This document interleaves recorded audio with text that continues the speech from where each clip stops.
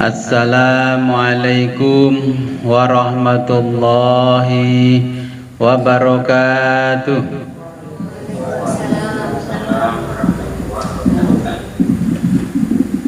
Bismillahirrahmanirrahim. Alhamdulillahi rabbil alamin. Wassalatu wassalamu ala asyrafil anbiya'i wal mursalin Sayyidina wa habibina Muhammadin wa ala alihi wa sahbihi ajma'in. Amma ba'du, la khawla wa la quwwata illa billahil aliyil azim. Alhamdulillah, pada malam hari ini kita diberikan kenikmatan yang sangat luar biasa oleh Allah Subhanahu wa ta'ala, sehingga bisa kembali kita ngaji kitab tasawuf Sirul Asror. Sebelum kita mulai pengajian ini, marilah kita berkirim Fatihah terlebih dulu kepada junjungan kita baginda Nabi besar Muhammad sallallahu alaihi wasallam, kepada mu'alif kitab Sirul Asror Syekh Abdul Qadir Jailani, dan kepada kedua orang tua kita. Semoga dengan berwasilah ini kita diberikan kemudahan oleh Allah Subhanahu wa ta'ala dalam mempelajari kitab tasawuf Sirul Asror.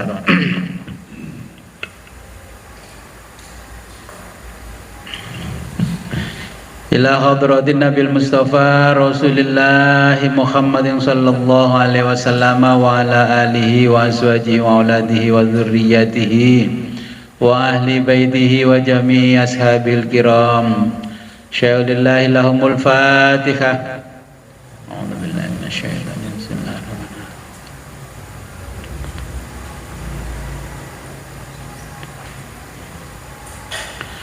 Wa zumma ila hadratil ghausil a'dhamil qutbir rabbani wal haikalus samadani sultanul awliya'i wal arifina burhanul asfiya'i wal wasilina bazullahil ashabi maulana wa sayyidina wa qudwatina ilallahi ta'ala sayyidi syekh Muhyiddin Abdul Qadir Jilani qaddasallahu sirrahu. Al-Fatihah. A'udzu billahi minasyaitonir rajim. Bismillahirrahmanirrahim. Iyyaka na'budu wa iyyaka nasta'in. Ihdinas siratal ladzina an'amta 'alaihim ghairil maghdubi 'alaihim. Amin. Wa summa ila hadratina abaina wa ummahatina wa ajdadina wa jaddatina wa usulina wa furu'ina wa alal khadirina fi majlisina hadza. Al-Fatihah.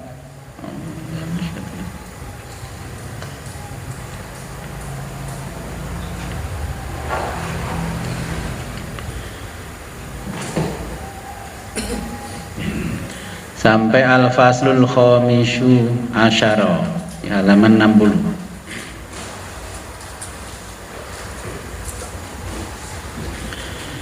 Bismillahirrahmanirrahim. Qala al-muallifu rahimahullahu ta'ala wa nafa'ana bihi wa bi ulumihi fid dharaini amin ya rabbal alamin. Al-faslul khamisu asyara, pasal 15. Fi bayani taharatil ma'rifati.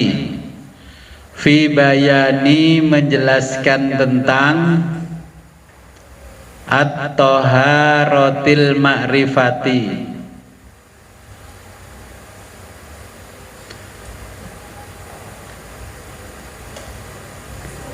At-taharati mensucikan, al-ma'rifati ma'rifat.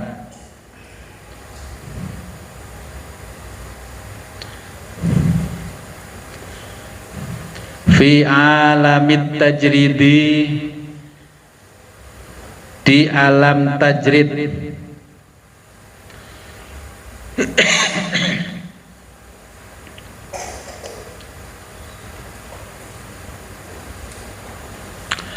At-taharatul ma'rifati, mensucikan makrifat.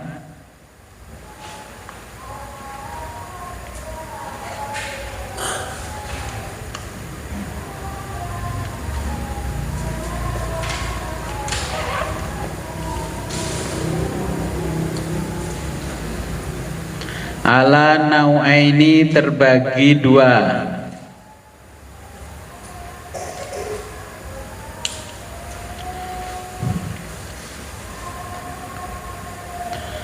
Toharotu, bersuci.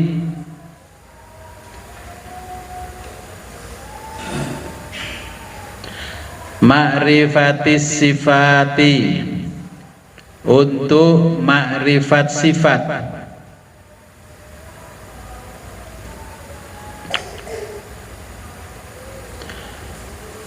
Wa toharotu, dan bersuci. Ma'rifatiz zati, untuk makrifat zat.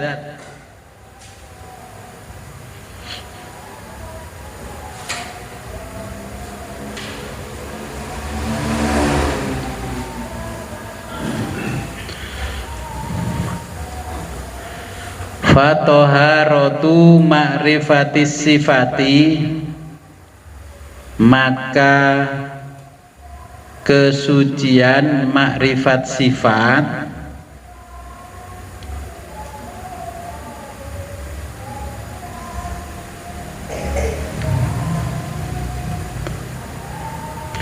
La tahsulu, tidak bisa dicapai.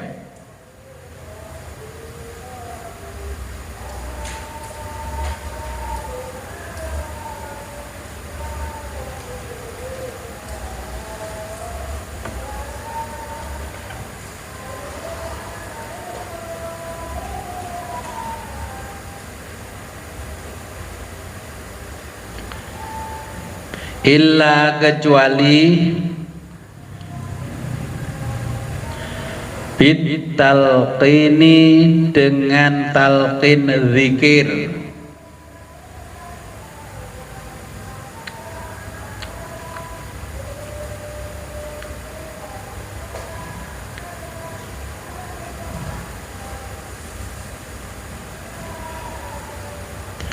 Wa tasfiyati, dan mensucikan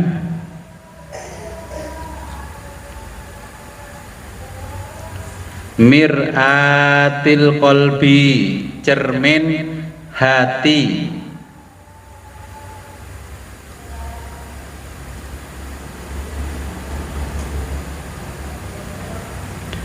Bil asma'i, dengan nama-nama Allah.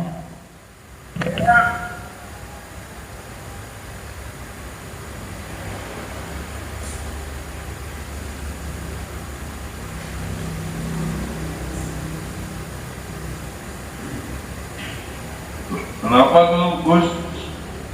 Kok jadi gadis cantik?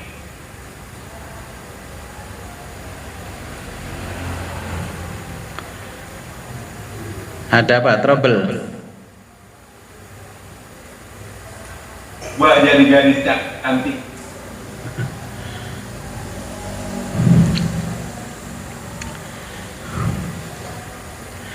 Mir'atul qalbi, cermin hati. Bil asma'i, dengan nama-nama Allah. Minan nufusil basyariyati, minan nufusi, dari segala nafsu.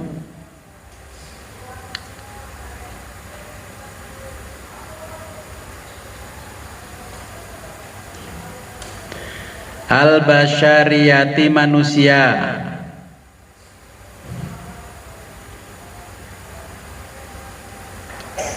Wal hayawaniyati, dan kebinatangan.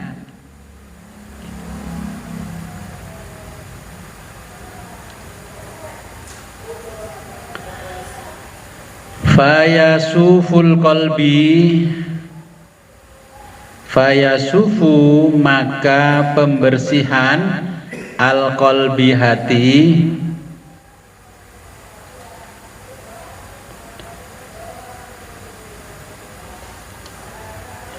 wa yahsulu lahu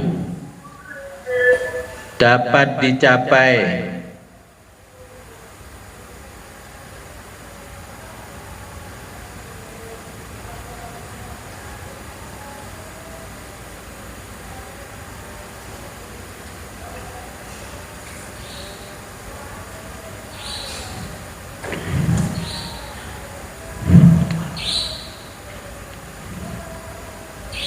wa yahsulu dapat dicapai lahu hati, dapat dicapai hati, an-nadharu melihat,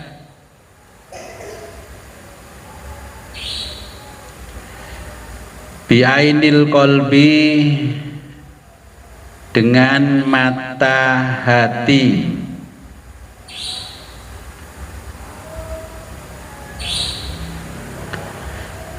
min nurillahi melalui cahaya Allah,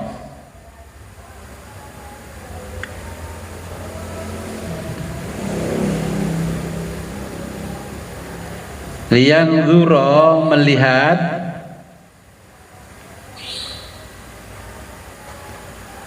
binuris sifati dengan cahaya sifat,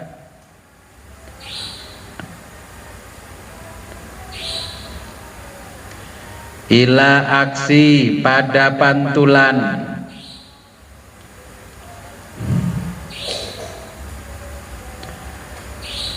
jamalillahi ta'ala keindahan Allah ta'ala,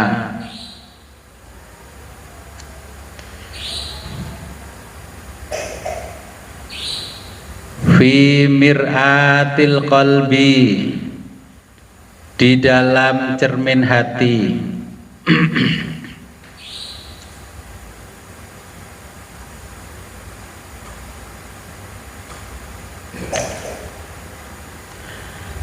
Kama qala sebagaimana sabda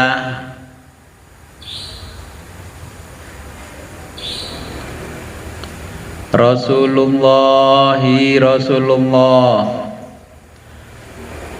sallallahu alaihi wa alihi wasallama,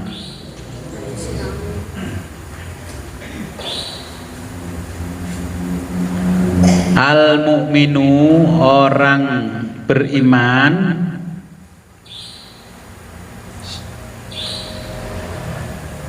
yang zuru mampu melihat,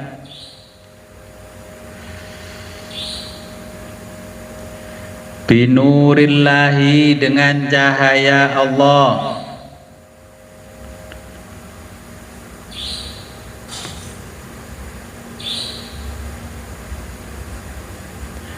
wal mu'minu dan orang beriman,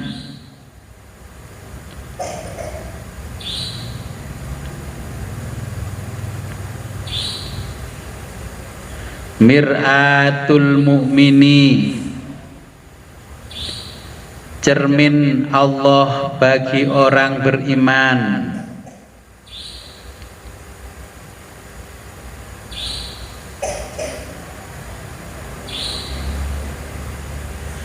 wakila juga disebutkan dalam hadis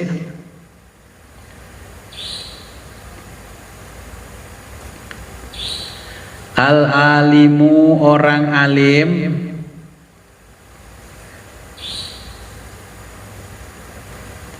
yang khusyuk mengukir,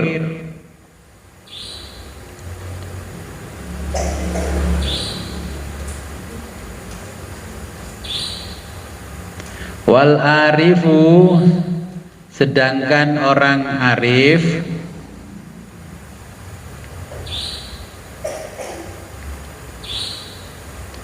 yasqulu membersihkan,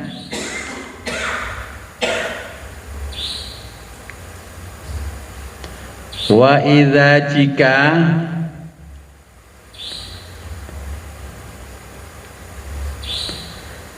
tamat tasfiyatu tamma telah sempurna, at-tasfiyatu membersihkan hati,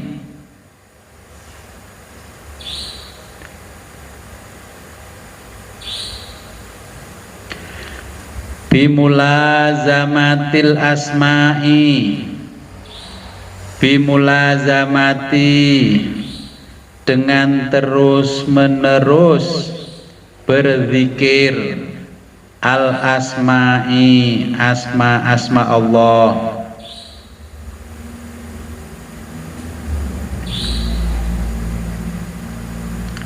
hasolat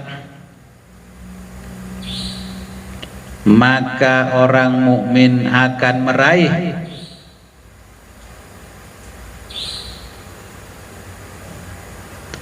ma'rifatus sifati, ma'rifat sifat,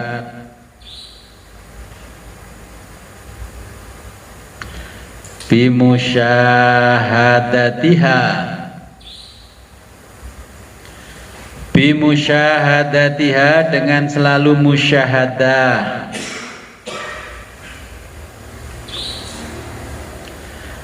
fi mir'atil qalbi di cermin hati.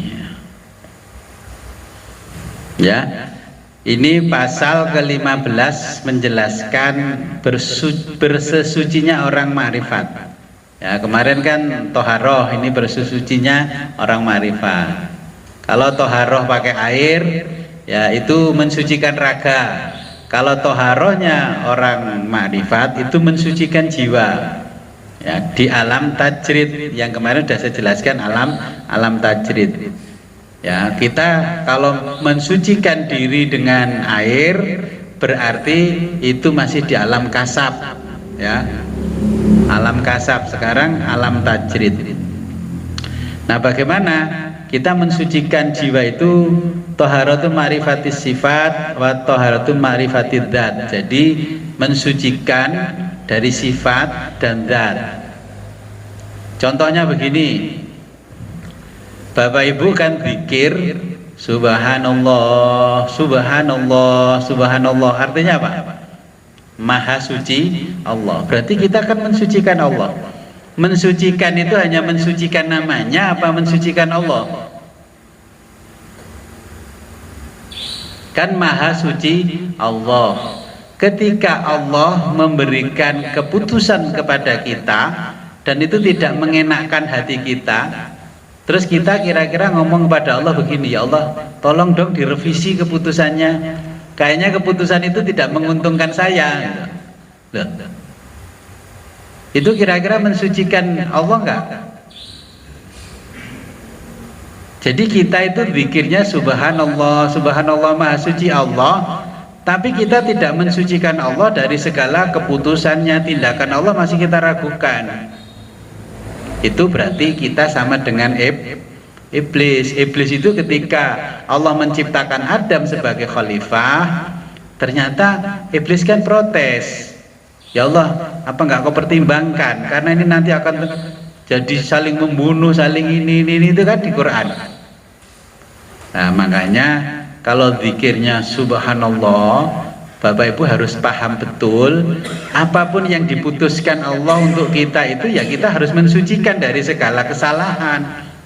Kalau masih meragukan, seperti keputusan saya Bapak Ibu ragukan, ya artinya tidak mensucikan Allah dari sifatnya yang enggak, apalagi zatnya.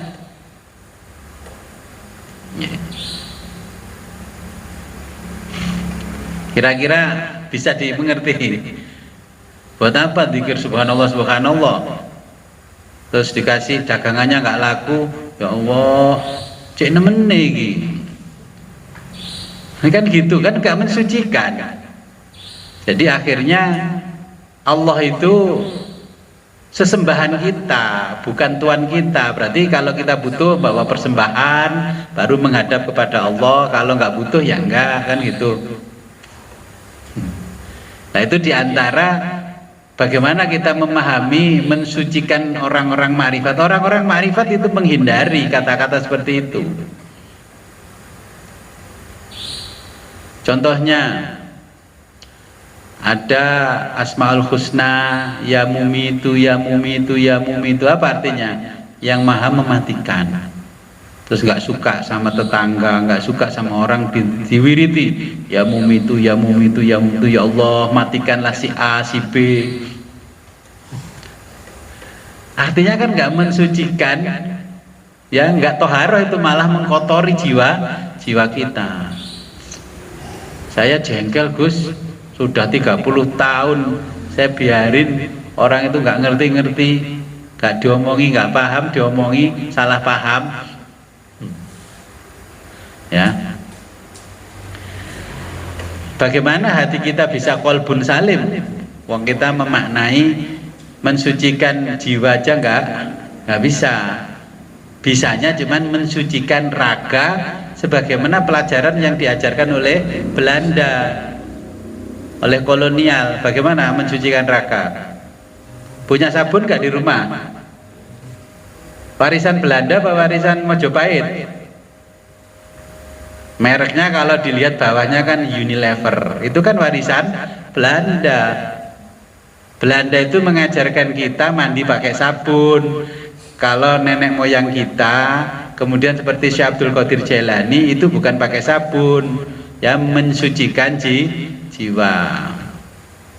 Makanya kalau nggak mensucikan jiwa, jenengan bisa terjadi getaran-getaran di dalam hati, redek terus, bergetar, deduk-deduk, terus saking takutnya mencari suhu yang ada tulisannya dokter spesialis jantung.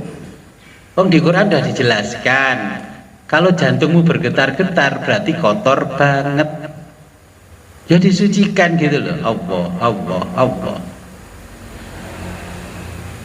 Ya, astagfirullahaladzim, astagfirullahaladzim, astagfirullahaladzim, wa atubu ilaih. Ya, itu kan yang diajarkan oleh Al-Quran. Lah kita ini terjebak dengan psikologinya orang Barat. Psikologi orang Barat itu neuroscience yang dipelajari sekarang. Itu bukan kecerdasan jiwa, tapi kecerdasan otak. Kita itu bicaranya kecerdasan jiwa, bukan kecerdasan otak. Lah orang Barat memisahkan antara psikologi dengan sains. Akhirnya perilakunya bukan namanya jiwa. Ya, akhirnya disebutkan oleh para ilmuwan Barat namanya environmental. Jadi gejala. Ya, orang beriman ini yang disebutkan Syekh Abdul Qadir Jailani, hadisnya Nabi, kalau orang beriman banyak getaran hatinya koyok ndredeg, ya itu kan kurang dekat dengan Allah. Walaupun bapak ibu bajunya muslimin muslimat, tapi ibadahnya kan hanya ritual, tidak ibadah spiritual. Bahkan istighosah ya latif ya latif ya latif, tapi nggak pernah zikir nafas keluar, masuk nafasnya ini membaca keluarnya Allah, kemudian zikir di dalam kolbu, berhenti nafasnya, menahan nafsu, Allah dalam hati, sembuh. Kalau saya ajari gitu nggak mau bayar 1 juta. Kalau ke dokter spesialis jantung bayar 1 juta, nggak eman.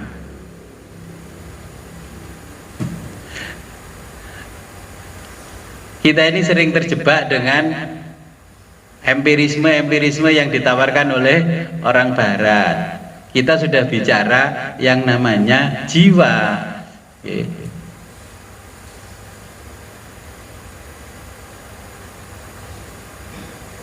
Kalau Huxley ngomong, saya nggak peduli ada keabadian jiwa kah, ada yang namanya hari akhir kah. Yang penting yang saya pelajari ada sesuatu yang bisa saya amati dengan indera saya. Jadi begini, kenapa di Islam itu ya rukun iman itu termasuk hari akhir? Kenapa? Ya sudah ditetapkan begitu Gus sama ulama. Loh, ulama menetapkan itu ya kan ya nggak ngawur, ada dasarnya. Kenapa kok menetapkan hari akhir itu bagian dari rukun iman?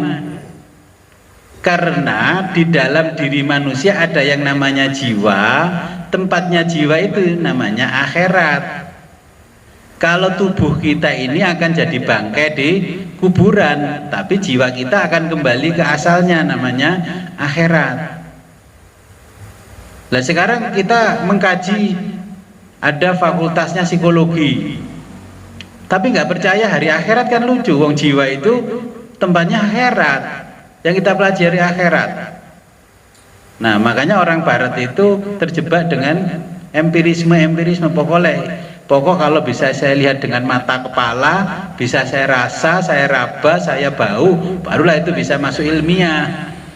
Ya dia kan terjebak sekarang dengan neuroscience, jangan terjebak. Padahal di dalam diri kita itu mereka juga mengakui ada sesuatu yang lebih besar daripada diri kita, tapi mereka tidak mau mengakui. Itu namanya psikhe, jiwa.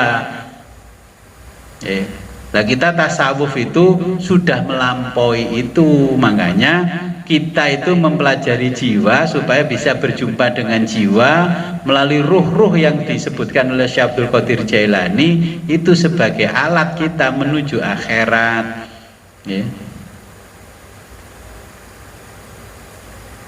Jadi itu harus dibersihkan, makanya hati kita harus dibersihkan, karena hati itu disebutkan sebagai cermin. Nah, logika berpikir filsafatnya, Bapak Ibu bisa nggak melihat wajahnya sendiri? Ini rasional ini, ya. Kalau dikit-dikit rasional, ini rasional. Kalau ngaji filsafat kan dibutuhkan rasional, empiris, wah, masuk akal, ada dalilnya. Dalilnya akli, nakli, ya. Bisa nggak kita melihat wajah kita sendiri? Kita sendiri ini secara rasional nggak bisa melihat wajah kita sendiri. Bisanya melalui cermin. Pertanyaannya, nah, secara filosofis, Bapak Ibu percaya mana wajah yang asli dengan wajah yang ada di cermin?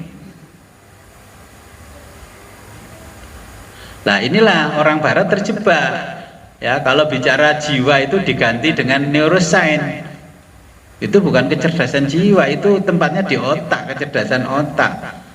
Seperti Bapak Ibu itu minum, kalau minum yang namanya multivitamin jadi sehat, jadi fresh, itu kan cuma imajinasi, ya, bukan hakiki. Oh kalau reaksinya hilang ya balik lagi, ya. Obat pereda rasa nyeri itu kan ada jangka waktunya. Nah sehingga kalau kita mau melihat Allah itu dari pantulan cermin. Cermin itu yang ada di dalam diri kita namanya kolbu, diterjemah dalam bahasa Jawa hati, tapi bukan hati yang beratnya itu 2,5 kilogram. Bukan itu, ya.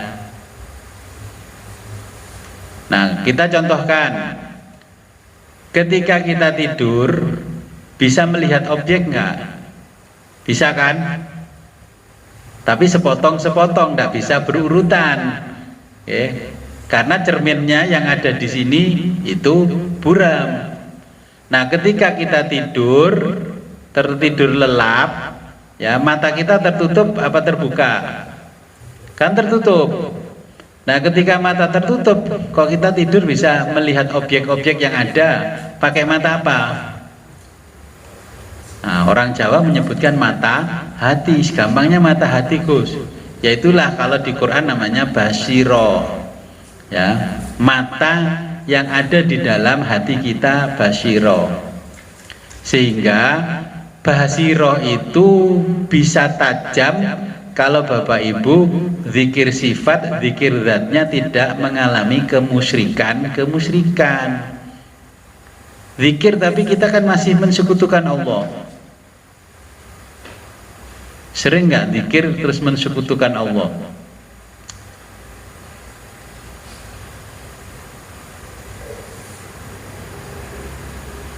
Jadi kalau sudah zikir kepada Allah ya jangan mensekutukan. Kelihatannya itikaf di masjid, tapi yang dibaca-baca apa? Mantra. Mantra, oh ini pakai bahasa Arab Gus. Nah kalau diterjemahkan ya sama dengan mantra. Akhirnya kita zikirnya tidak dihitung oleh Allah sebagai zikir, ya sebagai zikir yang membersihkan hati, malah mengkotori hati.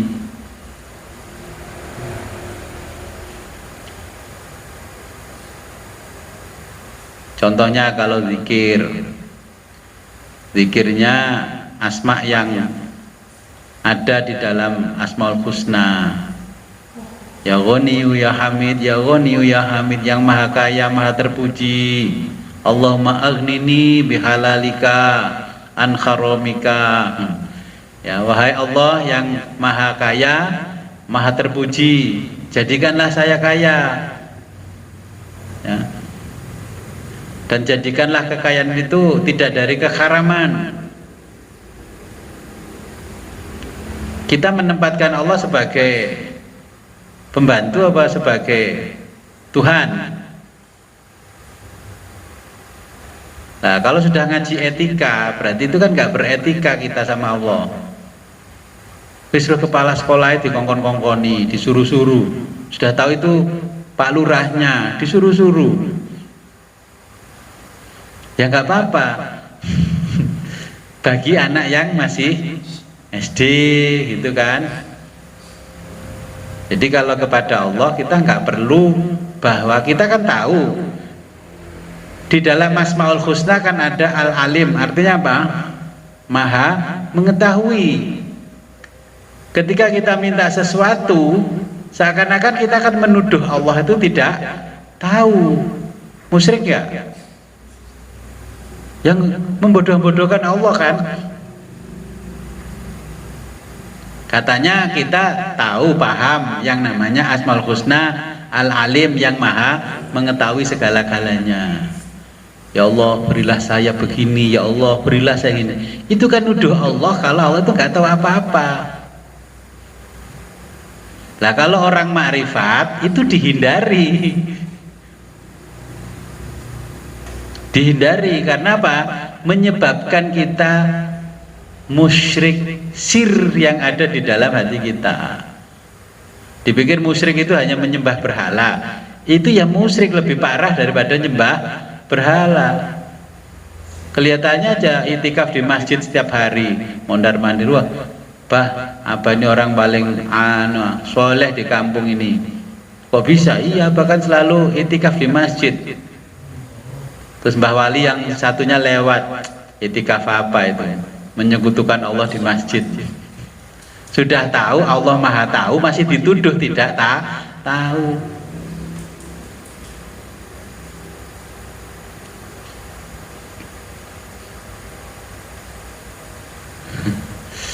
Gimana? Paham? Sifatnya Allah, zatnya Allah. Allah itu memiliki sifat, ya maha tahu, zatnya Allah sudah pasti. Tapi kita selalu menuduh Allah tidak tahu apa-apa.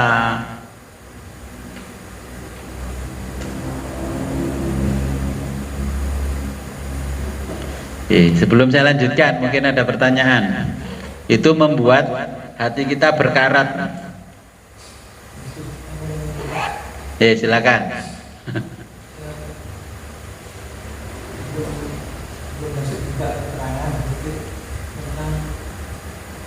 Ma'rifat sifat dengan ma'rifat Tuhan. Nah, selama ini kan ma'rifat sifat, ma'rifat sifat yang tercantum dalam Asmaul Husna. Ini adalah ma'rifat Tuhan. Yang ma'rifat itu yang Allah. Makanya kalau kita mengikuti sektenya Ahlus Sunnah wal Jamaah di bidang kalam atau teologi itu kan dari kecil sudah menghafalkan Allah wujud kidam bako. Allah itu wujud, zatnya wujud. Yang tidak mampu melihat siapa? Kita, karena kita masih terhijab oleh kegelapan yang pertama. Kalau sudah terbuka kegelapan itu berarti ada nur, nanti terhijab oleh nur. Saking terangnya cahaya itu kita nggak akan bisa melihat. Butuh cahaya biasa begini apa terang banget? Jadi maka kita memahami zatnya Allah itu, ya Allah itu yang wujud. Sifat-sifat wajibnya Allah, sifat mustahil, jaiz. Nah, makanya ada apa? Loh, umum itu di Aqidatul Awam sudah dipelajari sejak MI. Dulu, sekarang lupa. Dulu kitabnya tipis itu, hampir semua orang di sini hafal, tapi nggak paham. Itu repot, hafal nggak paham. Ada yang paham tapi nggak hafal. Pilih mana? Ya, silakan. Di dalam Al-Quran sendiri atau di hadis kan ada perintah disuruh berdoa. Kalau menurut orang-orang marifat berdoa termasuk syirik, kemudian solusinya bagaimana kalau punya Loh, berdoa bisa syirik doa kita. Kita berdoa itu kan mengajukan permohonan. Tapi permohonan itu kalimatnya jangan nuduh-nuduh. Itu enggak mohon, enggak berdoa, itu membuat petisi. Mosi tidak percaya kepada Allah. Iya enggak usah, wong kita sudah makrifat. Enggak perlu kan, kita sudah paham bahwa Allah Maha Tahu. Ya sebut saja nama Allah yang Maha Tahu, ya Alim, ya Alim, ya Alim, ya Alim. Ya ini sudah gitu, enggak usah ditambah-tambahi. Makanya ya syahidan ghairu ghaibin, wahai Allah yang tanpa, tidak ada kegaiban, yang gaib kan malah kita. Orang yang sudah sampai kepada Mir'atul Qalbi ini contohnya seperti apa? Contohnya artinya apa, selalu berzikir atau tenang atau tidak gelisah atau apa betul-betul melihat cahaya Tuhan. Jadi inna auliya Allah la khaufun alaihim, nggak pernah khawatir dalam dirinya, dalam hatinya nggak pernah khawatir. Kalau masih terjadi kekhawatiran sedikit pun berarti status kewaliannya nggak ada.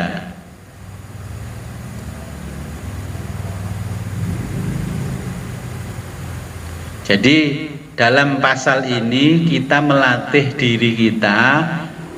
Jangan sekali-kali nuduh-nuduh Allah, jangan sekali-kali nyuruh-nyuruh Allah. Bapak Ibu saya paham kalau Bapak Ibu sakit. Terus jangan berdoa, ya Allah sembuhkanlah sakit saya ini. Saya sudah sakit selama sekian tahun. Saya sudah cari obat keliling dunia, nggak ketemu-ketemu. Katanya Engkau yang Maha Penyembuh, tapi buktinya mana? Tapi kalimat itu kan bahasa Arab Islami. Karena nggak paham jadi nggak dimarahin orang lain, karena yang lain juga nggak paham.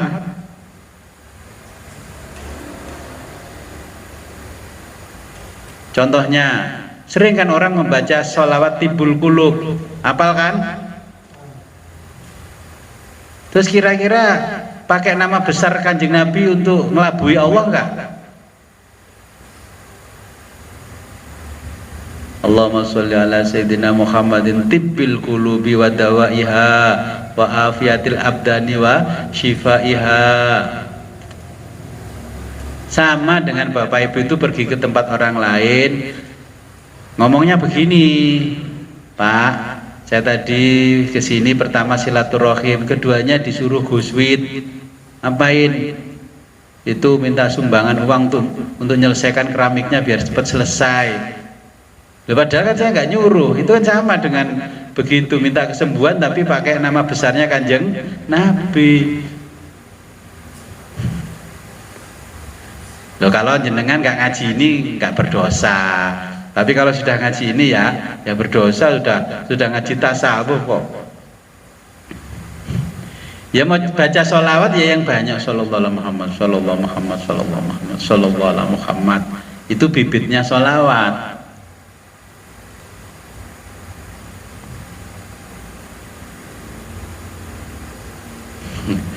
Kira-kira gimana? Bertentangan sama pelajaran MI, SMA? Ya bertentangan. Bertentangan. Ya kita kan mau bicara kan harus pakai berita acara, pakai ini, itu kan namanya orang alim. Kalau orang nggak alim ya apa-apa ya pokoknya cul-culan gitu, nggak pakai berita acara. Satu ketika munting salah satu, ya kita repot. Itu lagi Gus. Fi alamil tajrid. Yeah. Tajrid itu kemarin sudah saya jelaskan, ada dua alam manusia ini, kasab sama tajrid. Kalau kasab itu ya bekerja sebagaimana mestinya, ke sawah, ke toko-toko, ke kantor-kantor, ngajar ya ngajar. Kalau orang sudah tajrid itu mendahulukan ibadah baru bekerja. Kalau kasab itu kerja dulu baru ibadah. Gini pengertiannya, kalau kasab itu bekerja dulu, kalau notok nggak berhasil, barulah zikir kepada Allah. Terus nuduh-nuduh Allah, Allah nggak tahu permasalahannya dia. Lah kalau orang tajrid, dia itu istikharah dulu kepada Allah, minta pilihan. Ya Allah, pilihkanlah saya pekerjaan yang baik buat saya yang mana. Terus kok kayak gini, saya sarjana kok dapat pekerjaan begini, kan ditolak toh. Loh katanya pengen pilihannya Gusti Allah, makanya istikharah itu yang paling terkenal kan hanya untuk cari jodoh. Apapun ya kita istikharah kepada Allah, mohon dipilihkan oleh Allah, gak milih sendiri. Saya jamaah ngaji tasawuf itu nggak milih kok, yang milih kan yang datangkan juga Allah. Bapak Ibu yang mendatangkan ya Allah. Kalau saya milih sendiri lewat iklan, lewat ini, wah, nggak istiqomah, pretel di tengah jalan. Ya. Istikharah itu memang ada berita. Loh iya, makanya Bapak Ibu itu kalau sudah namanya makrifat, istikharah itu jangan hanya urusan perempuan. Urusan cari mantu istikharah, Gus, nyuwun tolong diistikharahkan Gus. Loh, kalau kerja, kalau apa-apa nggak istikharah dulu kan, itu namanya masih kasab. Istikharahnya belakangan. Lah kalau orang tajrid itu ya istikharah dulu, apa yang diberikan oleh Allah ya diterima, karena itu pilihannya Allah. Ini pengalaman saya Gus, saya tidak pernah istikharah. Iya. Masalahnya gagal terus. Akhirnya mikirnya kayak lotre kan. Iya. Tidak pernah berhasil. Jadi kalau orang makrifat itu istikharah kepada Allah, ya. Apapun yang mau dilakukan itu atas pilihan Allah, bukan atas pilihan dirinya. Dikasih rizki hari ini 100.000, alhamdulillah, hari ini saya dikasih rizki Allah yang halal 100.000. Tapi karena Bapak Ibu terlalu sering ikut seminar motivasi bagaimana usaha yang maju bisa menghasilkan miliaran dalam waktu 3 bulan, ya akhirnya otaknya ini isinya miliaran. Ketika datang rizki 100.000 rasanya kecil. Kerja kok kan dibayar di bawah 100, tidak mau, karena di sini isinya jutaan. Ya kita bisa membayangkan, oh ini 1 miliar begini, begini, ya nggak apa-apa, itu untuk motivasi. Tapi jangan masuk ke dalam hati. Ketika rizki 100.000 Bapak Ibu anggap itu kecil. Ya Allah, biasanya laku loh Mbak, jualan ini sepi-sepinya ngantongi 3 juta, hari ini cuma 100.000. Kan menghina Allah lagi itu. Apa bedanya kita menghina orang lain ketika baik dikabarkan baik, orangnya baik, ini ketika gak cocok dengan hatinya dikabarkan jelek, diomongin jelek, kan gitu. Oke, mungkin yang di Zoom.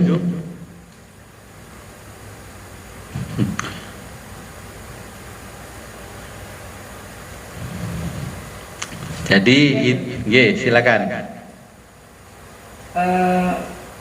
Mungkin menyambung pertanyaan apa yang di majelis Gus, cuma tadi pertanyaannya nggak terdengar dari kami. Kalau kita berdoa itu bisa berpotensi untuk mensyirikan Allah. Lalu kalau kita sudah makrifat begini, apakah kita tidak perlu berdoa ya Gus? Karena kan apa yang ada di dalam hati kita yang kita mau itu semuanya Allah tahu ya Bu. Iya. Itu bagaimana tuh? Jujur aja memang materi hari ini itu sangat bertolak belakang dengan materi-materi yang selama mungkin mulai saya kecil sampai setua ini kita dapatkan, itu bertolak belakang. Itu yang pertama. Kemudian yang kedua, ketika memutuskan suatu aktivitas atau pekerjaan atau apapun supaya itu mengarah kepada mensucikan Allah, itu kalau punya waktu untuk memutuskan, misalkan mungkin kita bisa beristikharah. Kalau kita itu pada saat itu harus memutuskan hari itu misalkan, atau memutuskan saat itu caranya bagaimana tuh supaya keputusan itu betul-betul atas keputusan yang diberikan Allah untuk kita. Terima kasih Gus. Assalamualaikum. Ya. Gimana potensinya? Ini berdoa kok katanya. Oh, kalau Ustadz saya dulu kan kita harus berdoa karena dalilnya apa? Ud'uni astajib lakum.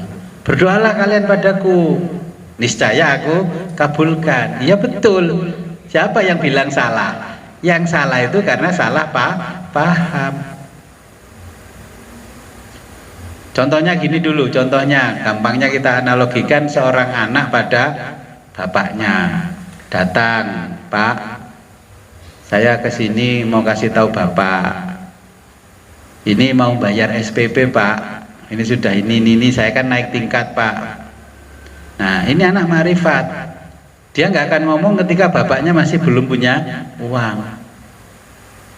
Terus anak yang nggak ma'rifat, Pak, ini bayar SPP ini gimana sih Pak? Loh, itu sama sebenarnya kalimatnya, tapi karena intonasinya sudah berbeda, akhirnya juga berbeda pula maknanya. Ya. Contohnya begini, contoh yang paling gampang. Kalau pagi kan sholat duha, sudah tahu kan sholat duha, sudah melaksanakan. Apa doanya? Ya kalau waktu kita belajar di MI, MTS, anak-anak nanti kalau duha, rakaat pertama baca wadduha, kalau rakaat kedua baca wasyamsi wadduhaha, ya kan?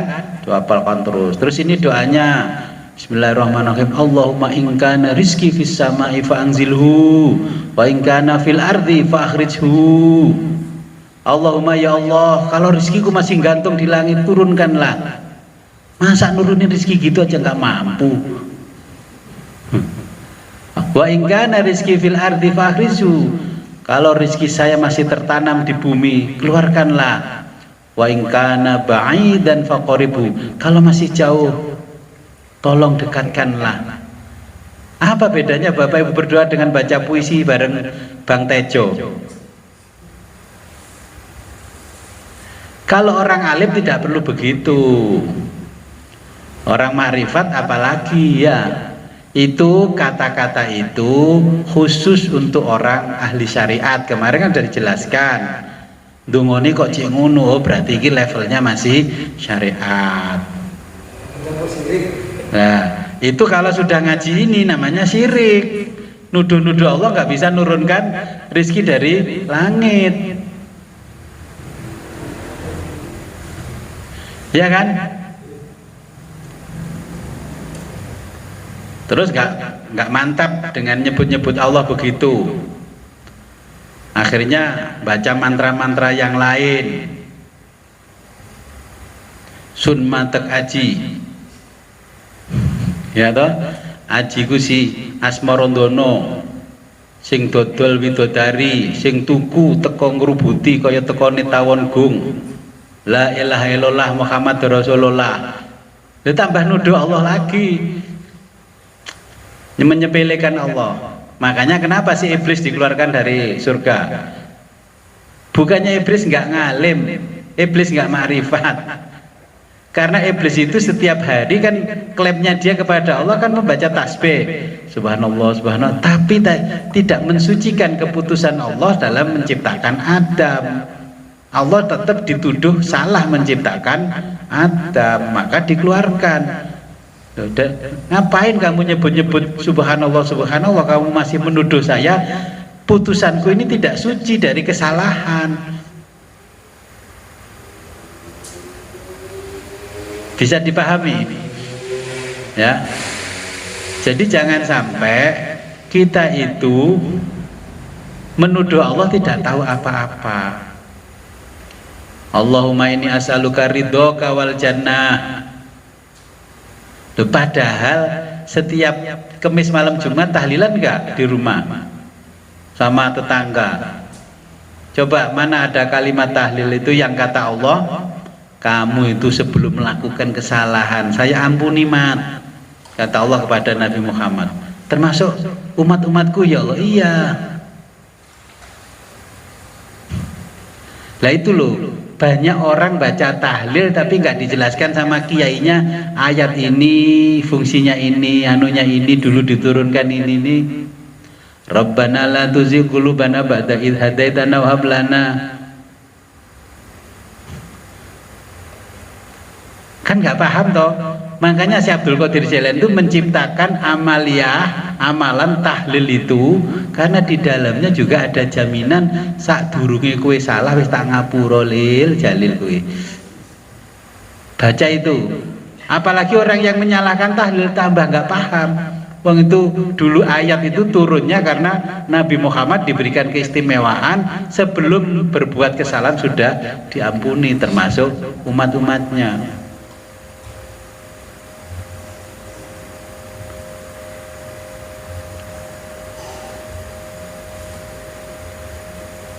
Nah kemudian seperti pertanyaan kemarin, waduh saya kok keputusan saya begini bimbang. Ya kalau bimbang orang ma'rifat kan ngomongnya begini, ya muqallibal qulubi wal absor, wahai yang membolak-balikkan hati wal absori dan pandangan mata. Pergi ke pasar tadi tujuannya belanja A, setelah di pasar banyak macam-macam, terus lupa membaca ya muqallibal qulubi wal absor.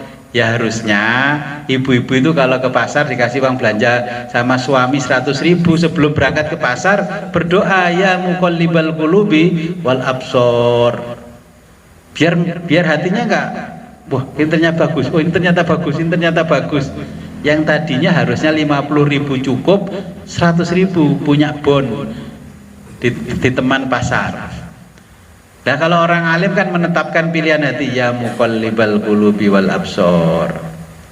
Anak saya kasih tahu, kamu pengen motor warna apa? Besok sebelum berangkat ke dealer kamu tentukan pilihannya. Sekolah manut, gak bisa manut. Tentukan pilihannya, bingung. Baca ya muqallibal qulubi wal absor. Nanti di dealer mana yang motor kamu lihat pertama, itulah yang dipilih oleh Allah. Terus masuk dealer saya tanya, motor apa yang pertama membuat matamu gembira? Warnanya putih, ya sudah putih itu aja. Dan nanti daripada terus dijelaskan salesnya ini, ya muqallibal qulubi wal absor lagi bimbang. Kalau ini kelebihannya gini, PCE itu begini, yang pakai CBS begini, tambah gak tuku-tuku, gak beli-beli. Sama halnya cari mantu, pilih-pilih bongkeng, Ya. Jadi kalau merasa bimbang, saya bisnis apa ya? Kalau seorang perencana kan membuat studi kelayakan proyek, layak enggak ini dilakukan? Ya itu memang di atas kertas begitu, tapi Allah enggak seperti itu juga. Ketika menentukan pilihan, ya muqallibal qulubi wal absor, wahai Tuhan yang membolak-balikkan hatiku gundah gulana, tolong pilihkan menurut mana yang Kau ridhoi. Ya Allah, saya pengen ini, pokoknya ini, saya ini. Apa bedanya dengan cucunya Bapak Ibu sekalian kalau nggak dipilihkan itu gulung-gulung sambil nangis? Yeah. Jadi ketika kita bimbang dengan pilihan di lapangan, ya muqallibal qulubi wal absor. Nah, Gus. Tuh, sudah diakhiri. Nggih. Biar berlanjut. Nggih. Di sini kan Rasulullah bersabda, al-mu'minu yanzuru bi nurillah. Yang dimaksud dengan nurnya Allah itu hidayah apa cahaya ya? Jadi nurnya Allah itu ya cahayanya Allah, ilmunya Allah, petunjuknya Allah. Jadi orang mukmin itu melihatnya dengan nurnya Allah, dan orang mukmin itu juga jadi cerminan mukmin yang lain. Kalau berdoa gertak-gertak Allah itu kan ya nggak mukmin.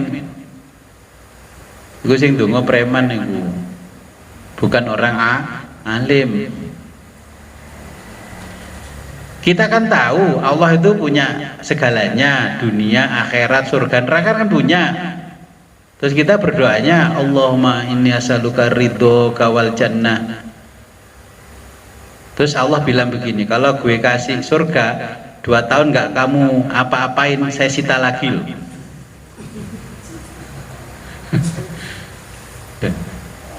Kenapa? Kita belum pulang ke akhirat itu sudah yang ada di otak kita itu warisan. Ngapling-ngapling surga. Kamu kalau ngikuti saya, terus kamu dijamin masuk surga. Akhirnya jualan nasab. Masa agama itu seperti itu kan? Ya enggak. Apa bedanya kalau agama itu jualan nasab dengan feodalisme?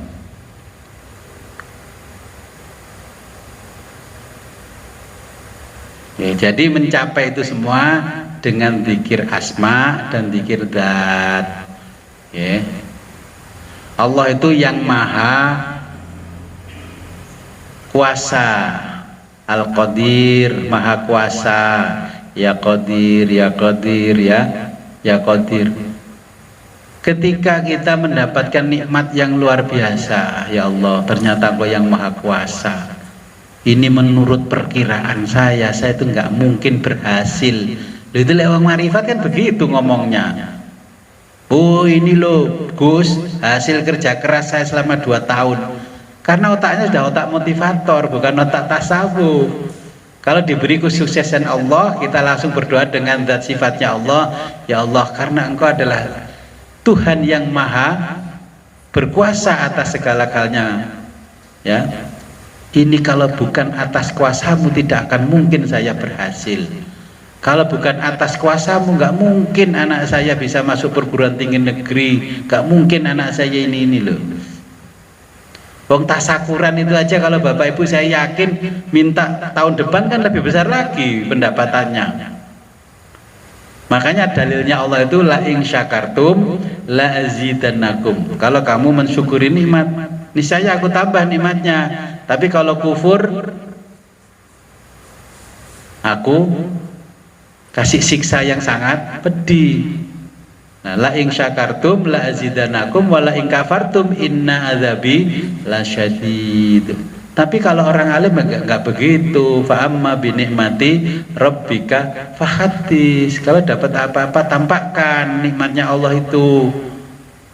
Tasakuran itu kan sekarang mensyukuri nikmat supaya tahun depan diberi nikmat yang lebih besar daripada tahun ini.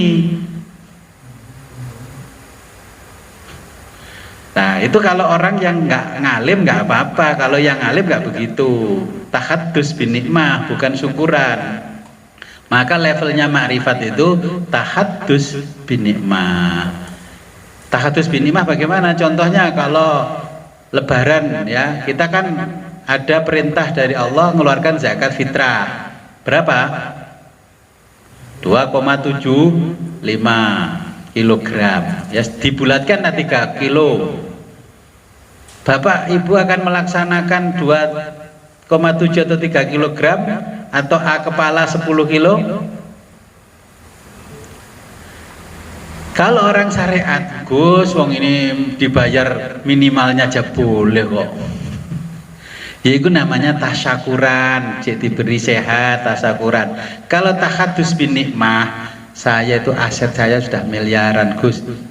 Zakat fitrah, kepala di keluarga saya 1 ton. Waduh, gile jenengan Gus.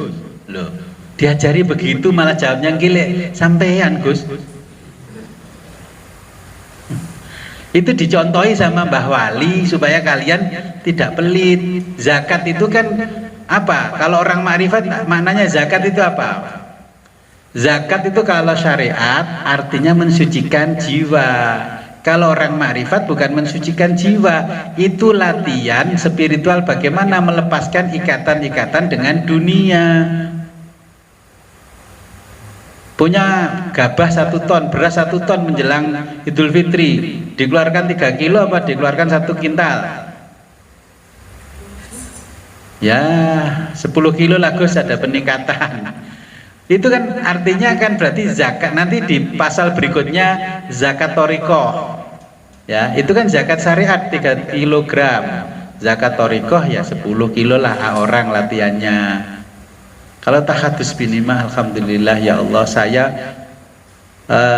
Idul Fitri hari ini saya mau belajar bagaimana melepaskan materialisme pada diri saya.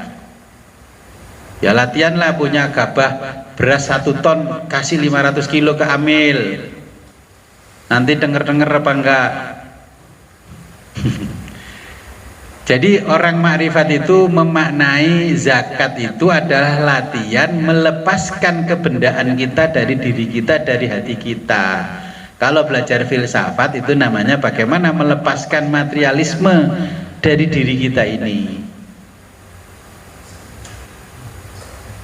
Weman itu berarti materialismenya, lemnya ngalahkan lem G.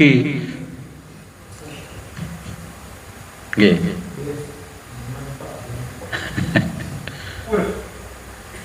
Oke, silakan kalau mau ada lagi. Oke, silakan. Guru, ala minat, dalam bermakrifat mana yang paling utama? Banyak bersyukur apa banyak meminta, Guru? Karena yang saya pahami, jika kita meminta akan kutambahkan, jika kita bersyukur akan kutambahkan dan kulipat gandakan. Mohon arahan, Guru.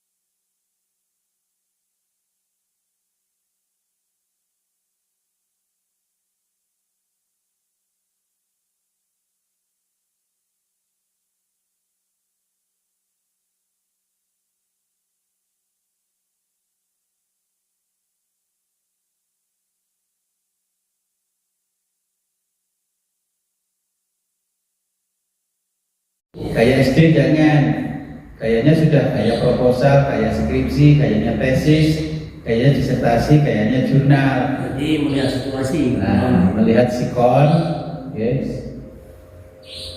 Makanya saya tuh sering berdoa kan cuma begini aja. Allahumma khudh minna wa taqabbal minna. Apa artinya? Allahumma ya Allah khudh minna, ambillah dari kami, wa taqabbal minna, terimalah dari kami. Waftah abwaba kulli khairin, bukakanlah kebaikan. Ya waftah abwaba, bukalah pintu-pintu kebaikan. Kama fatahta ala anbiyaika wa alaika, sebagaimana engkau bukakan kebaikan-kebaikan itu kepada nabi-nabimu dan rasul-rasulmu dan wali-walimu. Nah, kalau doa itu doanya orang marifat, orang alim, arif itu bisa dibawa ke kelasnya orang syariat. Kalau kelasnya syariat nggak bisa dibawa ke kelasnya orang marifat, karena redaksinya sudah beda. Makanya kalau di depan makamnya orang tua, Allahumma firlahu warhamhu wa'afihi wa'afu, kan kita memberikan penegasan pada Allah, ya Allah bapak saya ini banyak dosa, ampunilah dia, kan begitu kalimatnya. Sebagai contoh, Allahumma hdina siratal mustaqim, ya Allah berilah kami ya petunjuk jalan yang lurus. Kan sudah ditanya sama Allah, jalannya siapa mat yang kamu minta? Siratal ladzina an'amta alaihim ghairil maghdubi alaihim waladdallin. Jadi jalannya siapa? Ya jalannya para nabi dan rasul. Makanya Allahumma hdina siratal mustaqim. Yang kita minta adalah siratal ladzina an'amta alaihim minan nabiyyin wasiddiqin, dari golongan para nabi dan para siddiq. Wasyuhada'i wassolihin, yaitu orang yang syahid dan orang-orang yang soleh. Itu yang dapat siratal mustaqim. Nah, wa hasuna ulaika rafiqa, dan jadikanlah kami bertetangga sama mereka di akhirat. Ini banyak jamaah yang minta doa ini, yang belum saya tuliskan. Saya minta berarti mulai paham itu, ya. Jadi kita itu supaya bertetangga dengan para nabi, para rasul, para syuhada, para sholihin. Dan sholihin itu hanya sebagai nama saja, bukan sebagai predikat. Ya.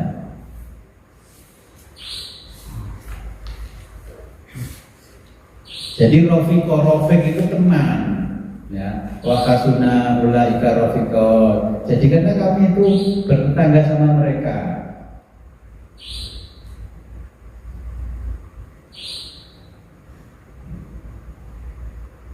Ya, jadi itu doanya seperti itu. Nah makanya saya berdoa, Allahumma faqihna, ya Allah berilah kami pemahaman, wa faqih talamidana, dan berilah pemahaman kepada murid-murid saya ini tentang agama, wa alimna, dan berilah kami pemahaman pengertian ilmu, wa alimhum ta'wil, ya, dan mereka juga memiliki pemahaman at-ta'wil itu dalam menjelaskan. Antara syukur dan hamdun itu aja kan gak jelas, gak paham, makanya gak ngerti takwilnya. Yang dimaksud dengan bunga mawar merahku, karena dengar orang membaca bunga mawar merahku sedang lewat, langsung temannya membawa bunga mawar merah. Kamu tadi minta bunga mawar merah? Sialan loh, aku tadi dulu ada pacarku lewat. Nah, bunga mawar merah ketika yang baca orang lagi jatuh cinta berarti maknanya pacar. Kalau ibu-ibu bunga mawar merah kan bukan pacar kan? Uang 100.000. Nah, itu takwilnya. Makanya ketika kita ngomong siapa, contohnya kalau kita belajar hermeneutika, kata I love you. Ketika yang belajar anak saya kayak kelasnya Meja, dia sedang belajar bahasa Inggris, I love you, I love you. Kalau yang lain itu anak mahasiswa, kok itu I love you, lagi putus cinta dia. Ya. Itu makna hermeneutika atau takwilnya. Oke. Jadi maknanya I love you itu ya aku cinta kamu, tapi yang mengucapkan Meza artinya dia sedang lagi sinau belajar bahasa Inggris. Kalau yang ngomongkan Nehru putus cinta. cinta karena sudah mahasiswa. Kalau nggak putus cinta nggak mungkin I love you itu. Ya. Jadi terus berdoa, Allahumma arham ummata Sayyidina Muhammad. Ya Allah, belas kasihan umat Kanjeng Nabi Muhammad. Ngaji gak paham-paham. Ya kan gitu saya doanya kan. Bahasa saya kan halus. Gak ngomong kan bodoh-bodoh itu orang-orang Gusti. Ya kan itu ngomongnya orang syariat. Kalau ngomongnya orang ma'rifat, Allahumma arham ummata Muhammad. Allahumma jibur ummata Muhammad. Ya Allah, cukupilah umat Muhammad yang setiap hari ngeluh saja, ya Allah, ya Allah, ya Allah, Itu kurang. juga termasuk pemerintah, guys. Loh, itu bahasanya orang marifat, nyindir orang-orang yang merasa nggak cukup, terus mengadu kepada Allah. Makanya orang yang berdoa ini, kata Imam Junaidi Al-Baghdadi, kalau dia setiap subuh berdoa seperti ini, mendoakan umat Muhammad, diangkat oleh Allah menjadi wali abdal. Nah, kemudian Allah aslih ummata Muhammad. Ya Allah, jadikanlah kebaikan baik itu soleh-soleh umatnya Kanjeng Nabi Muhammad. Allahumma fariqan ummati Muhammad. Ya Allah, lepaskanlah belenggu itu umat-umat Muhammad. Kenapa begitu? Kita tahu semua doanya pasti ngeluh, bersuruh, berundel, duka nestapa. Makanya wali abdal berdoanya Allahumma arham ummata Muhammad. Ya Allah, kasihanilah umat Muhammad. Ya itu makanya saya baca itu. Bapak Ibu kalau paham ilmu makrifat, aduh dengan Gus Wid, kasihan kita ini, kasihan deh. Ya, jadi ini kelasnya orang makrifat berdoanya begitu. Bukan Allahumma inna nas'aluka ridhaka wal jannah, enggak. Sudah tahu surga itu punya Allah kok dikapling-kapling sendiri. Pilih mana, tinggal di surga dengan penuh kegelapan atau di neraka dengan penuh keindahan?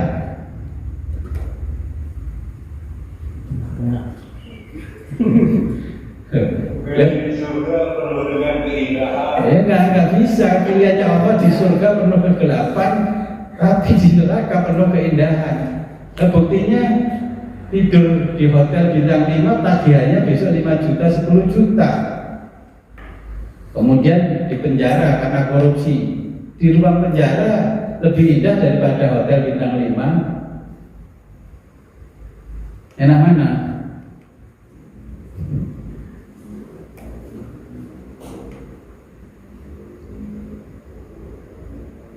Allahumma anfa'na bima alam tanah. Ya Allah, berilah kami kemanfaatan, ya, dan nilai guna bima alam tanah, apapun yang Kau ajarkan kepada kami, pengetahuan. Wa alimna ma yanfa'una, ajarkanlah ilmu pada kami yang bermanfaat saja, enggak membahayakan.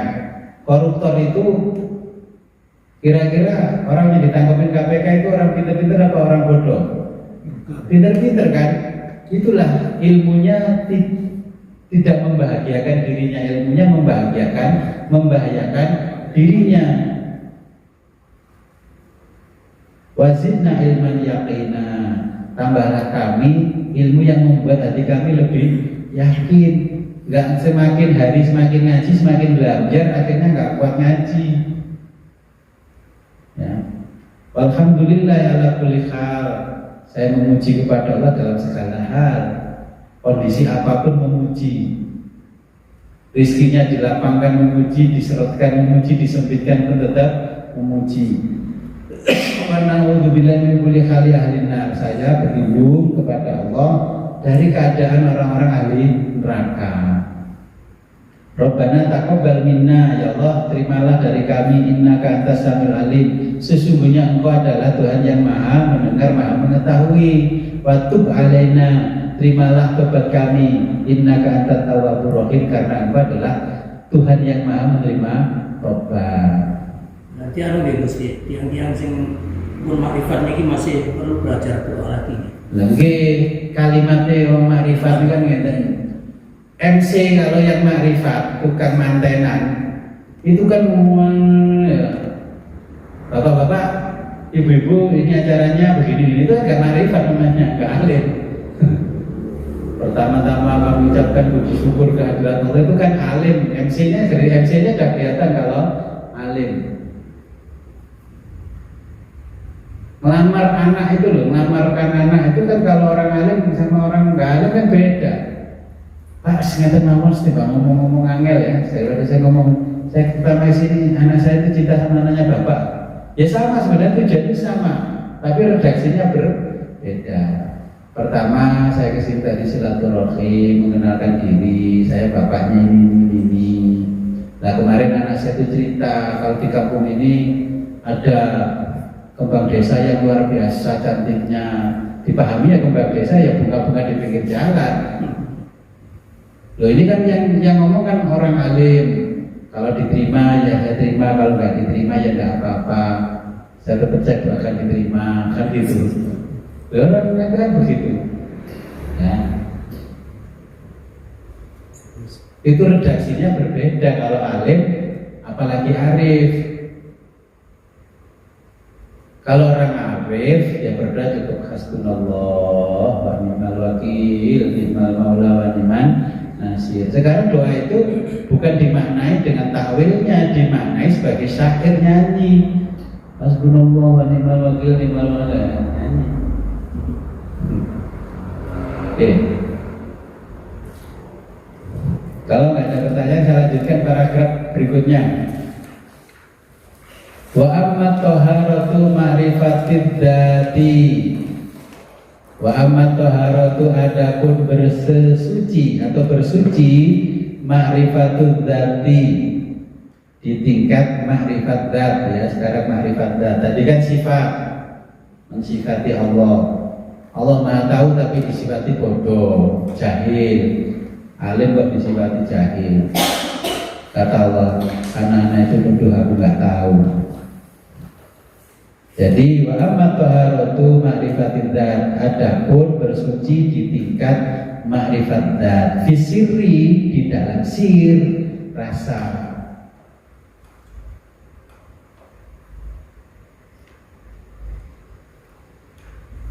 Fala tahsulu tidak dapat dicapai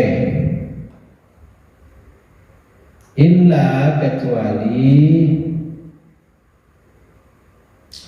bimulazamati dengan melanggengkan zikir asma'it tauhidi, asma' tauhid,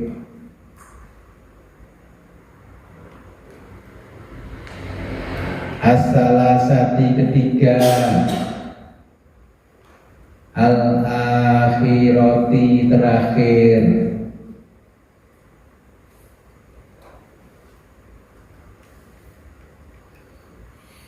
minal asma'i dari asma, minal asma'il isna asyara dari asma al isna asyara 12.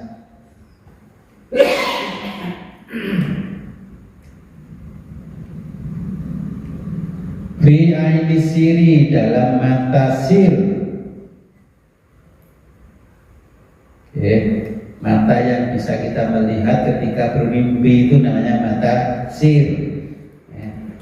Binuri tauhidi dengan cahaya tauhid.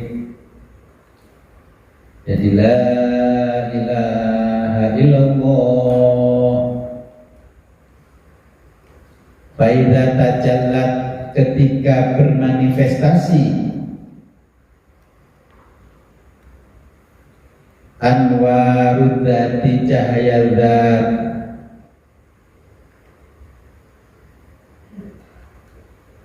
zabat meleleh fafaniyat dan melebur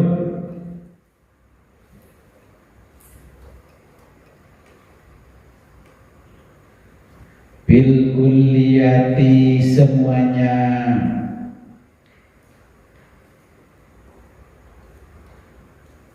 fahada maka inilah atau inilah maqamul istihlaki, maqam meleburkan diri. Istihlak itu meleburkan diri atau lebur diri.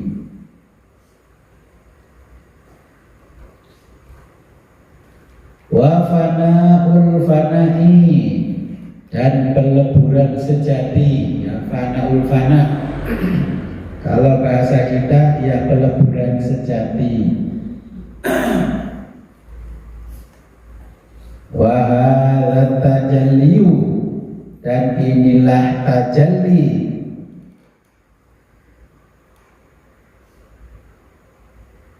yamhu, yang menghapus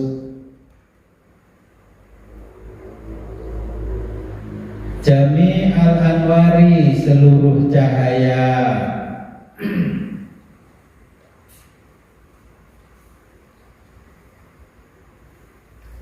Kama qala, sebagaimana berfirman Allah Ta'ala,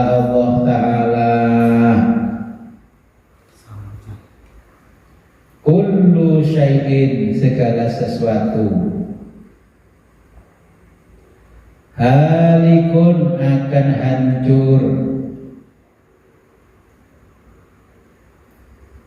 illa, kecuali wajhahu, wajah Allah.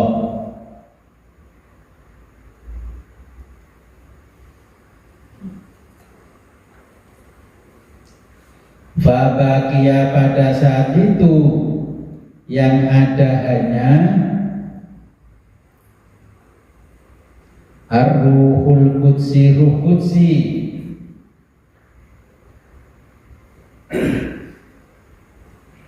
binuril qudsi, dengan cahaya al-qudsi atau cahaya kesucian Allah.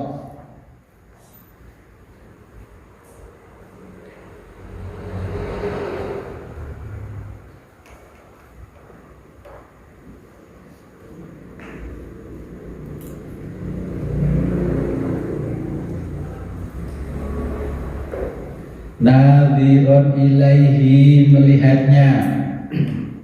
Jadi yang tinggal hanya ruh qudsi. Nadhiron ilaihi, nadhiron bihi, nadhiron bihi, menatapnya.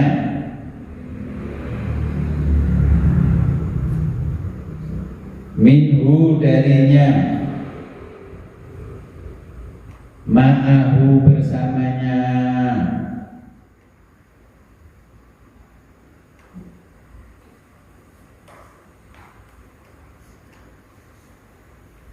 Fayadulluhu, menunjukkan, bila, tanpa kaifin, deskripsi, tanpa penjelasan, wala, dan tanpa tasbihin, perbandingan.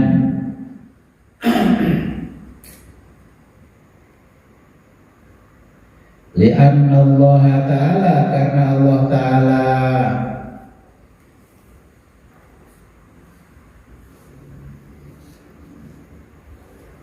laisa, tidak ada,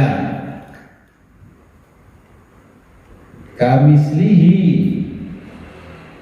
yang menyerupainya, syai'un, sesuatu pun. Jadi terjemahnya tidak ada sesuatu pun yang menyerupainya.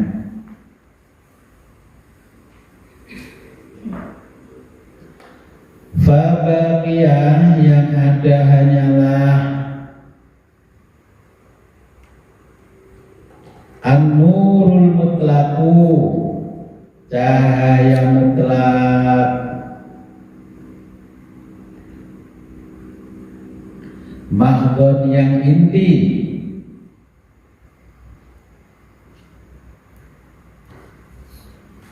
wala yumkinu, tidak boleh, wala yumkinul ikhbaru, tidak boleh diceritakan. Bahasa Jawanya harus umbi.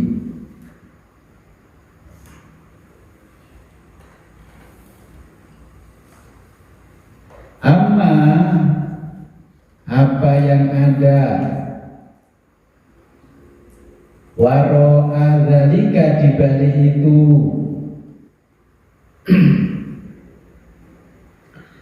li'annahu karena ini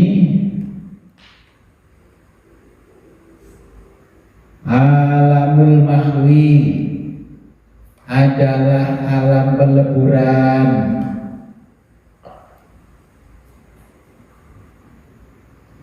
Fala yabqa tidak ada lagi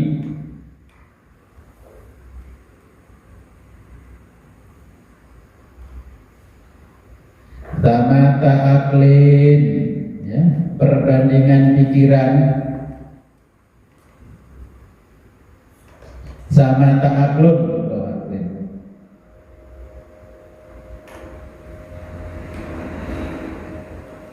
perbandingan pikiran yukhbaru untuk menceritakan, yukhbaru anhu untuk menceritakannya,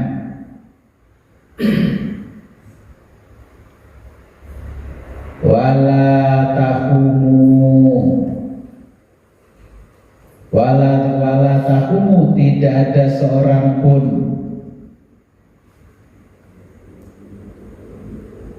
samatan di sana ghairallahi ta'ala selain Allah ta'ala.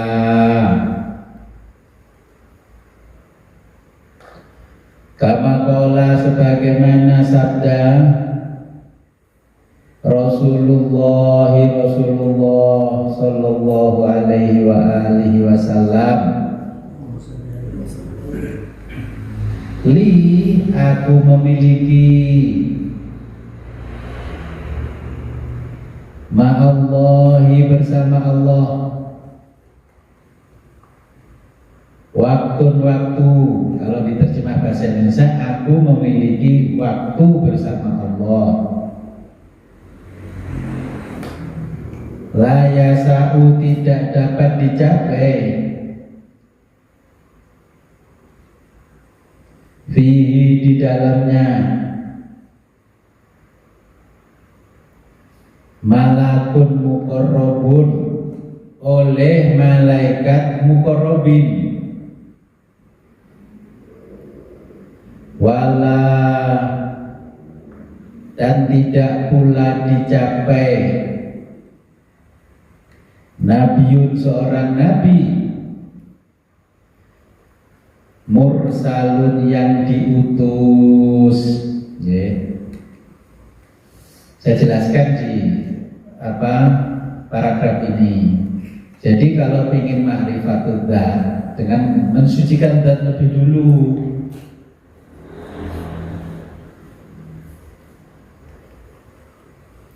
Karena kadang kita kan sering mengatakan begini, katanya Allah itu maha kuasa, ini gini aja kok masih begini, kan begitu. Itu nggak mensucikan, itu malah menuduh Allah dan mengotori Allah, tidak mensucikan Allah. Nah, ulama-ulama sufi zaman dulu nulis kitab itu kan mengatakan begini, ini bukan karangan saya, ini apa kata Allah, ini apa kata Nabi. Jadi ditulis langsung, tidak perlu dirasionalisasi. Nah, kalau kita kuliah, itu bagaimana jurnal kita supaya diterima dengan baik, kan perlu rasionalisasi. Ibnu Arabi itu menulis Fususul Hikam, dia mengatakan ini dari Kanjeng Nabi pada tanggal sekian, aku didikte oleh Kanjeng Nabi. Kalau sudah seperti itu ya nggak perlu dirasionalisasi. Ibnu Arabi menulis kitab Al-Futuhatul Makkiyah, itu ada berapa jilid, itu ada 20 kalau dia tergantung percetakannya, itu ada 20. Itu dia mengatakan ketika berada di Makkah, di Masjidil Haram, dia didikte oleh Allah untuk menulis kitab itu. Isinya mulai syariat sampai ma'rifat. Ibnu Arabi tidak pernah merasionalisasi apa yang dia terima dari Allah. Ada Jalaluddin Rumi, ada namanya Masnawi, kitabnya. Masnawi itu kalau bahasa Persia, artinya terjemah bahasa Indonesia, itu Al-Quran dari Persia. Ya. Masnawi Maknawi itu Quran dari Persia. Kata Jalaluddin Rumi, dia mengatakan ini saya didikte sama Allah untuk mengungkapkan apa yang ada di dalam dunia ini itu semuanya. Dulu tidak diterima orang, tapi sekarang berapa ratus tahun setelah beliau wafat baru orang ini tuh yang dimaksud oleh Jalaluddin Rumi. Kenapa tarinya muter-muter itu? Orang muter-muter itu kata Jalaluddin Rumi. Kenapa kopiahnya itu tinggi? Itu simbol dari batu nisan. Orang mau mati aja muter-muter bingung. Kata Jalaluddin Rumi. Ya, kita mengumpulkan harta jabatan yang banyak.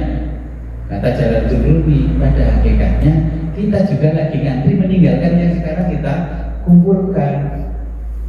Tapi kalau dibilang gitu, kan otak kita nggak terima. Ini Gus nilai investasi untuk masa depan anak cucu.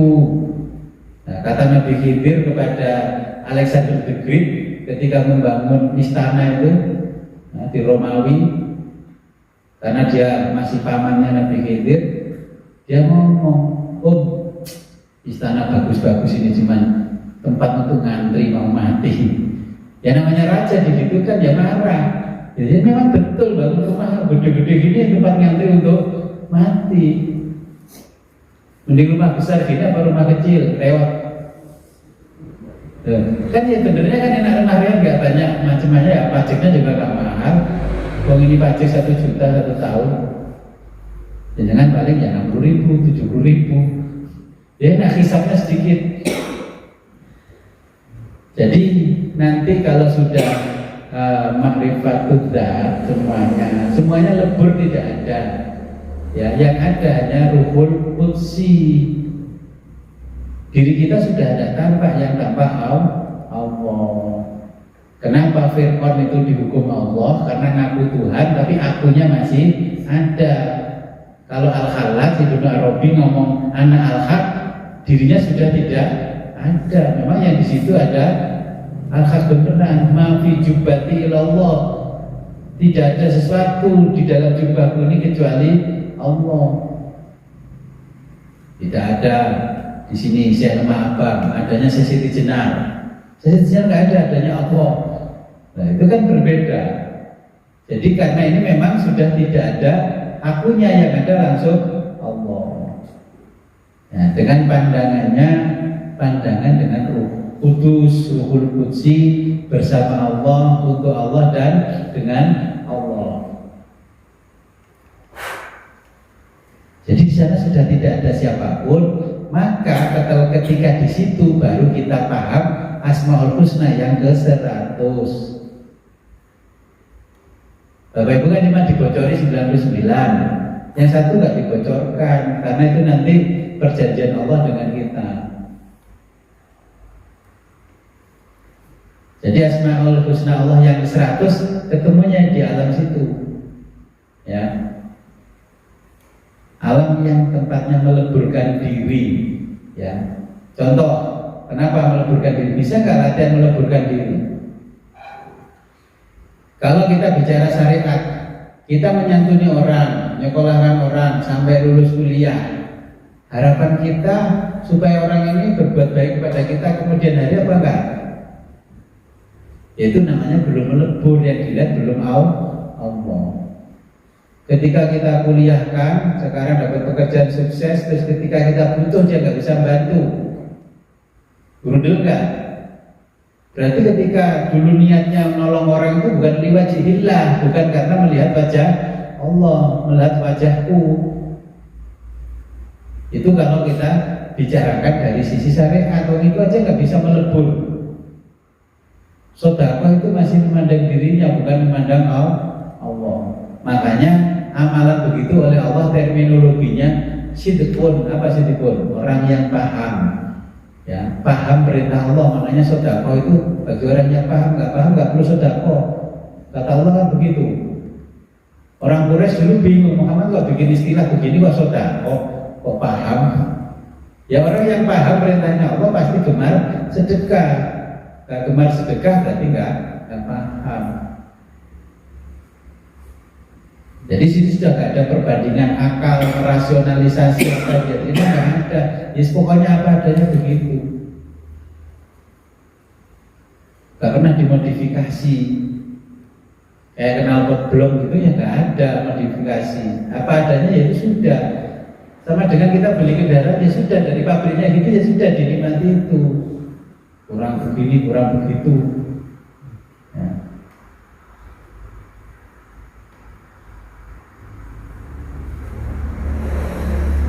Ini tinggal beberapa baris saya lanjutkan ya, agak lambat dikit.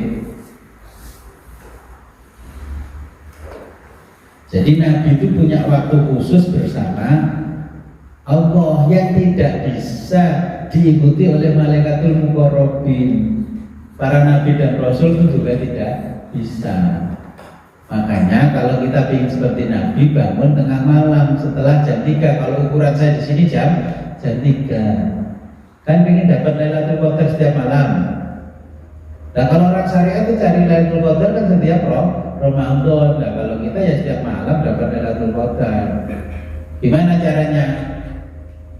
Ya mensyukuri nikmat. Setiap malam sholat tahajud, sholat apa itu kita langsung zikir-zikirnya. Bismillahirrahmanirrahim. Inna anzalnahu fi lailatul qadr wa ma adraka ma lailatul qadr. Lailatul qadr khairun min alfi syahr tanazzalul malaikatu sampai bila akhir dibaca 100 kali. Itu dapat Lailatul Qadar setiap malam. Tuh. Sukanya kan antri seperti antri PKH. Bulan Ramadan cari yang ganjil-ganjil. Akhirnya Imam Bukhari jengkel, Imam Ghazali jengkel nih, dikasih tahu rumusnya. Bisa dikasih tahu rumusnya aja kalau Ramadan jatuhnya hari Sabtu, nanti malam 23 itu Lailatul Qadar. Lali ngantuk, ya kan? Jadi kita harus punya waktu khusus yang bisa berkawan sabda dengan Allah malam sholat tahajud. Sudah nggak usah diingat apa-apa, nggak usah minta kesehatan ya Allah, jadikanlah anak-anak kami anak yang soleh-soleha. Itu kan ya kemarin kita sebelum naik kelas ngomong begitu, ya. Kalau sudah naik kelas ya nggak perlu begitu, nggak perlu jelas-jelaskan.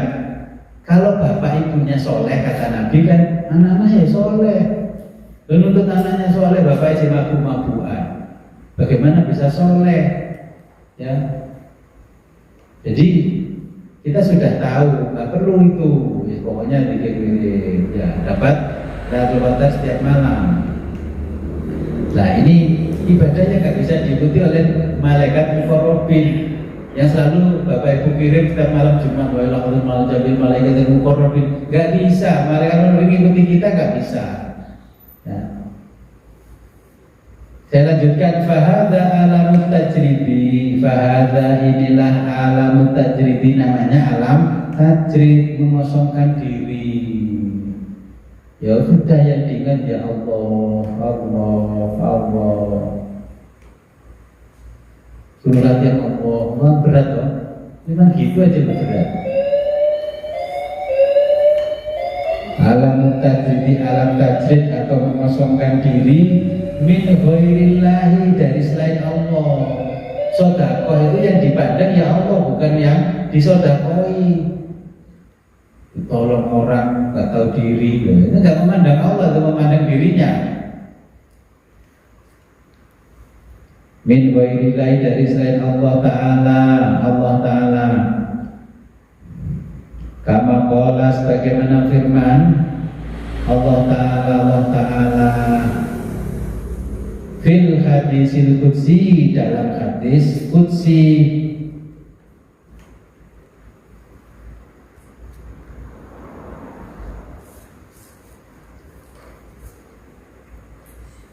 Tajarrud tasil,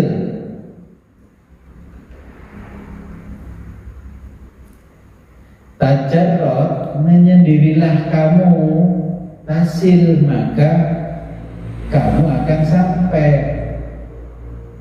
Kalau bersama-sama rombongan ya nggak nyampe-nyampe, sendiri di kamar, punya mihrab, ya. Rumahnya bapak ibu kan besar-besar, sak kamar aja. Perintah hitung ya, mulai Pak Jafar di situ putih tadi ini pakai mikrop dulu ditempati anaknya di situ kalau malam tajarrud hasil. Terus kalau ditanya orang, kok malam-malam di sini, tak tulis di depan rumah tajarrud hasil. Aku ingin menyendiri supaya aku berjumpa dengan Allah. Wal muradu minat tajarrudi wal muradu. Nah, ini kayaknya kurang. Tajarrud hasil ilayya, itu di hadisnya ilayya, alif lam ya terus ya, ilayya. Tajarrud hasil ilayya, tajarrud menyendirilah, tasil maka engkau akan sampai ilayya padaku. Ya ditulis disempitkan di situ.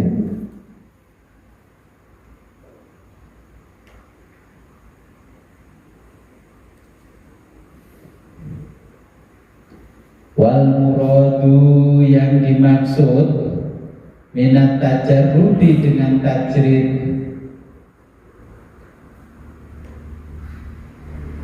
fana'ul kulli adalah leburnya semua min sifatil basyariyati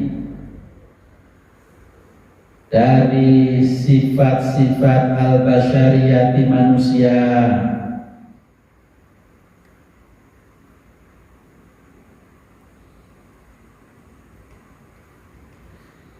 Fayabqa maka yang ada, jadi min sifatil basyariyati dari sifat-sifat manusia, fayabqa maka yang ada fi alamihi di alamnya.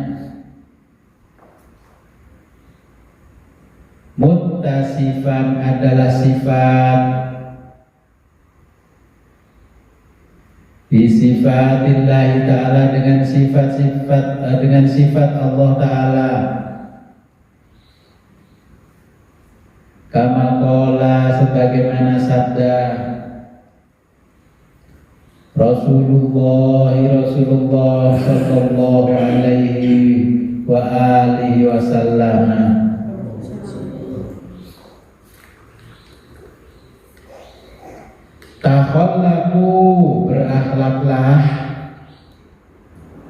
Takhallaku berakhlaklah kalian bi akhlaqillahi dengan akhlak Allah.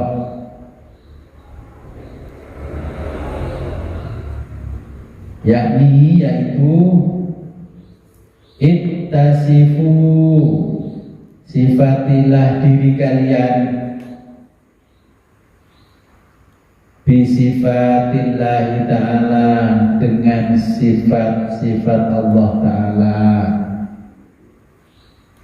Jadi kan tidak ada sesuatu yang menyerupai Allah. Jadi Nabi memiliki waktu khusus dengan Allah ya. Jadi kalau malam tidak usah ke masjid, bikin wiridnya di rumah.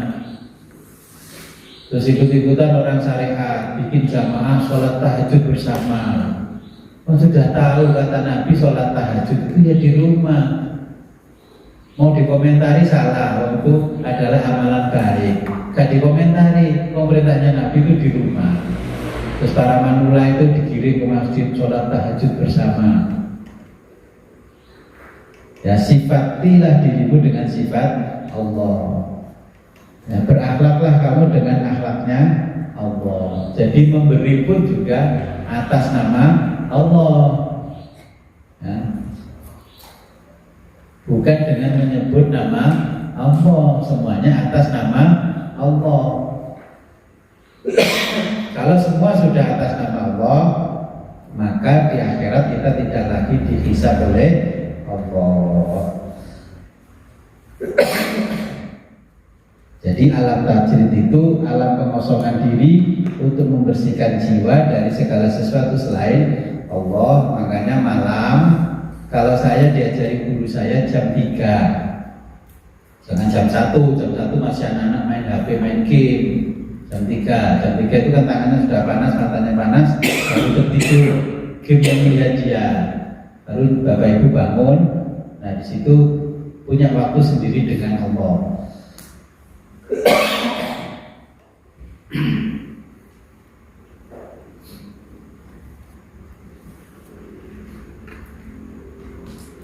Jadi alam itu kita memasuki alam tajrid. Wallahu a'lam bishawab.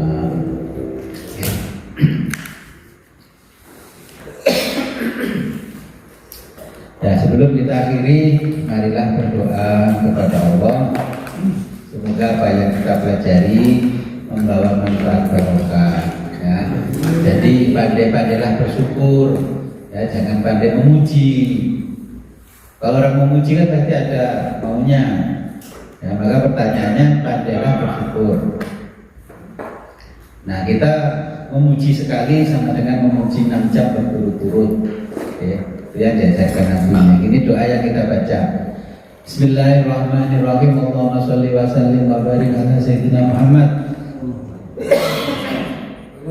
wa ala ali sayyidina Muhammad wa ala kulli sahabati rasulillah ajmain. Subhanallah wa bihamdihi adada khalqih wa ridha nafsi wa zinata arshi wa midada kalimati. Allahumma fir lana ma'rifatan tuslihu biha sya'na fid darain warhamna rahmatan nas'adu biha fid darain wa tub alaina taubatan nasuha lan nusuha abadan wa alzimna istiqamah la zihu anha abadan. Rabbana taqabbal minna innaka antas samiul alim wa tub alaina innaka antat tawwabur rahim. Wa sallallahu ala khairi khalqi sayyidina Muhammad wa ala alihi wa sahbihi wa barik wa sallim walhamdulillahi rabbil alamin. Al-Fatihah. A'udzu billahi minasyaitonir rajim. Bismillahirrahmanirrahim. Amin. Akhirul kalam, ihdinas siratal mustaqim, wabillahi taufiq wal hidayah, wa ridha wal inayah. Wassalamualaikum warahmatullahi wabarakatuh.